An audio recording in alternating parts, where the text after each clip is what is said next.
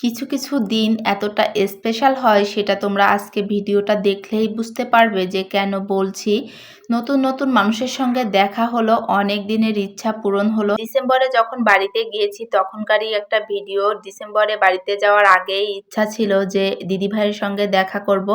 তিথিস ক্রিয়েশনের তিথি দিদিভাইয়ের সঙ্গে। আর এখানেই আমার আরও একটা বান্ধবী থাকে, একেবারে ছোটবেলার বান্ধবী বলতে গেলে হয় আর কি। কন্টেন্ট ক্রিয়েটর জগতে এসে তিথি দিদির সঙ্গে পরিচয় হয়েছে। আর তিথি দিদির সঙ্গে সেই প্রথম থেকে দেখা করার ভীষণ পরিমাণ ইচ্ছা ছিল, কিন্তু হয়ে ওঠে নাই কোনো না কোনোভাবে। এটা ছিল তিথি দিদির মা, আর মাসিমাকে একটু প্রণাম করলাম। আসলে এটা যে এত ভালো লাগা কাজ করতেছিল এই মুহূর্তটা, আসলে এভাবে যে দেখা করব এটা ভেবেছিলাম, কিন্তু আসলে হবে কিনা আদৌ এটা কিন্তু আমরা দুইজনের একজনও পুরোটা শিওর ছিলাম না। তা যাই হোক, ইচ্ছা থাকলে উপায় হয়, এমনটাই আসলে। তা আমরা কিন্তু এই যে এখন দেখা করে নিলাম। আর এই যে বাবু, দুইটা বাবু, তুর্য সোনা এবং তিথি দিদির বাবু, দুজনে কিন্তু একসঙ্গে খুব সহজে মিশে গেল, তোমরা দেখতে পাচ্ছ। আর আমরা এখন যেখানে এসেছি এটা হলো চন্দ্রমহল। চন্দ্রমহলের কিছু কিছু অংশ একটু ঘুরবো আমরা, তারপর দেখাবো। আর এখন আমরা হাঁটতে হাঁটতে যাচ্ছিলাম, এক কথায় বলতে পারো একটু মডেলিং করতে করতে চলে যাচ্ছি আমার আরও একটা বান্ধবীর কাছে। আর এই যে বলতেছিলাম, ওরা হলো চন্দ্রমহলের ভিতরেই থাকে। আর এই যে ওর সঙ্গে দেখা করতেও এসেছি, মানে এক কাজে দুই কাজ, একসঙ্গে দুইটা বান্ধবীর সাথে দেখা হয়ে গেল। ভাবা যায় দুইটা বান্ধবীর সঙ্গে একসাথে দেখা হয়ে এতটা ভালো লাগা কাজ করতেছিল, সেটা তো তোমাদের বলার কিছু নাই, তোমরা তো দেখতেই পাচ্ছ। আর দেখো আমার বান্ধবী কত কিছুর আয়োজন করেছে একা হাতে। আসলে আমার বান্ধবীটার মামুনিটা কিন্তু একেবারেই ছোট, তারপরও নিজে হাতে এই যে সব কিছু ম্যানেজ করেছে। আর তারপর আমরা একটু ঘুরে ঘুরে দেখতেছিলাম, যেহেতু আমি আগেও একবার চন্দ্রমহল এসেছি, সেটা অনেক আগের কথা। আমরা সবাই মিলে একসঙ্গে একটু ঘুরে ঘুরে দেখতেছিলাম আর একটু এই যে কদবেল মাখা খেয়ে নিলাম। তারপর এখানে দেখলাম এত সুন্দর একটা জায়গা, তাই এখানে প্রথম দেখার একটা স্মৃতিচারণ হিসেবে রেখে দিলাম।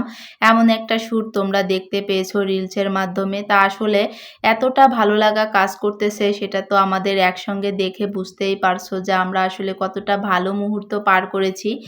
আসলে চাই যে আমরা যারা একসঙ্গে কাজ করি প্রতিটা মানুষের সঙ্গে যদি এভাবে একটু একটু করে দেখা করতে পারতাম, কিন্তু ওই যে হয় না সময় সুযোগ। একই জায়গায় তো আর সবার বাড়ি না, তারপরেও ইচ্ছা আছে যাদের বাড়ি আমাদের খুলনা, বাগেরহাট এসব দিকে, সবার সঙ্গে একদিন হলেও দেখা হয়ে যাবে এভাবে ঘুরতে ফিরতে। তা আমরা দুজন কিন্তু অনেক সুন্দর সুন্দর মুহূর্ত পার করেছি, সে তার কিছু কিছু অংশ তোমাদেরকে রিলস হিসাবে অলরেডি দেখিয়েও ফেলেছি। আর এখন এই ভিডিওর মাধ্যমেও তোমাদেরকে কিছু কিছু অংশ দেখিয়ে দিচ্ছি।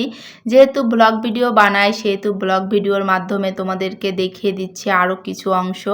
এখানে তোমাদের দাদা ভাইয়ের সঙ্গে অনেকটা সময় আমরা ঘুরেছি ফিরেছি, কিন্তু কোনো ভিডিওই নেওয়া হয়নি। তাই বলতেছিলাম যে এতটা সময় ঘুরলাম কিন্তু তোমার সঙ্গে এই কোনো ভিডিও নেওয়া হয়নি। আর পিছন থেকে দেখাচ্ছিলাম চন্দ্রমহলের যে দৃশ্যটা, কিন্তু সামনে থেকে কোনো দৃশ্যই নেওয়া হয়নি চন্দ্রমহলে। আমি ভেবেছি তোমাদের দাদাভাই নিয়েছে, আর তোমাদের দাদাভাই ভেবেছে যে আমি নিয়েছি। এটা করেই মানে কি একটা অবস্থা, বাসায় এসে মন খারাপ হচ্ছিল। তাই এখন অনেকটাখানি ঘোরাঘুরির পর এখন হলো এই যে খাবার টেবিলে চলে এসেছি। পার্কের ভিতর ছোট্ট একটা রেস্টুরেন্ট আছে, আমার বান্ধবী নিজে হাতে রান্না করে আমাদেরকে খাওয়াতে চাইছিল, কিন্তু ওর ছোট্ট একটা বেবি থাকার জন্য আমি বারবার ওকে বারণ দিলাম যে তোর হলো রান্না করতে হবে না, তুই হলো হোটেল থেকেই হলো অর্ডার করিস, ওখান থেকেই আমরা বসে সবাই মিলে খাবো। কিন্তু ওদেরকে বারবার রিকোয়েস্ট করার পরেও হলো ওরা আমাদের সাথে খায়নি। আসলে আমার বান্ধবীটা মাংস একেবারেই খায় না বলতে গেলে চলে, একেবারে ছোটোবেলা থেকে আমি জানি, এজন্য বেশি জোরও করতে পারিনি। তা বান্ধবী কিন্তু আমাদেরকে খাওয়ালো দুপুরের খাবারটা। আমরা এখানে নিয়েছিলাম বিরিয়ানি, ওখানে বিরিয়ানিই রান্না করা হয় কিন্তু মাংসটা একটু রোস্ট স্টাইল রান্না করে। তাই এই যে এখন তোমাদেরকে দেখাচ্ছি, এটা হলো আমার একেবারে ছোটোবেলার বান্ধবী, মানে আমরা 3 মাসের ছোট বড়, একদম ছোট থেকে ওর সঙ্গে আমার একটা অন্যরকম সম্পর্ক।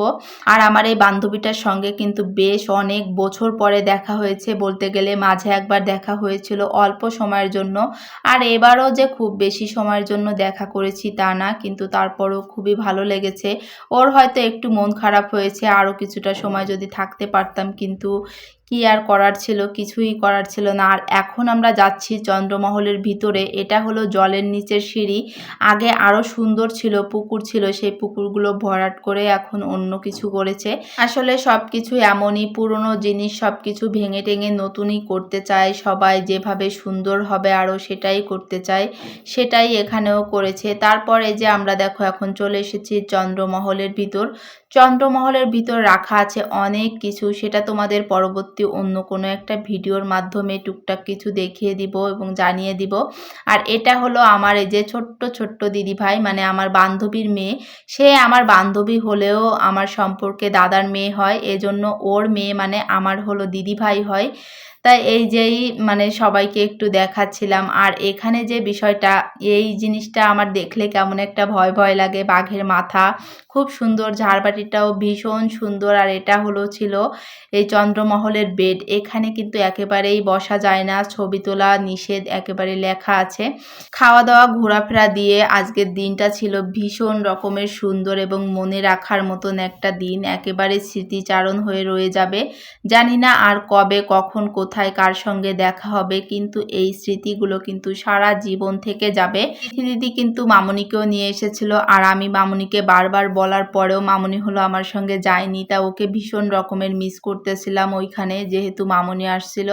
অনেকটা ঘোরাফেরার পর এখন তো বিদায়ের পালা চলে আসলো, কারণ সন্ধ্যা হয়ে যাচ্ছে। এজন্য সবারই যেহেতু ছোট বাবু, এজন্য ভাবলাম যে আর দেরি না করে সবাই হলো রওনা করে দিই। চন্দ্রমহলের ভালো লাগার প্রতিটা মুহূর্ত তোমাদের সাথে শেয়ার করলাম। প্রতিটা মুহূর্ত কেমন লেগেছে অবশ্যই কমেন্ট বক্সে জানিয়ে যেও।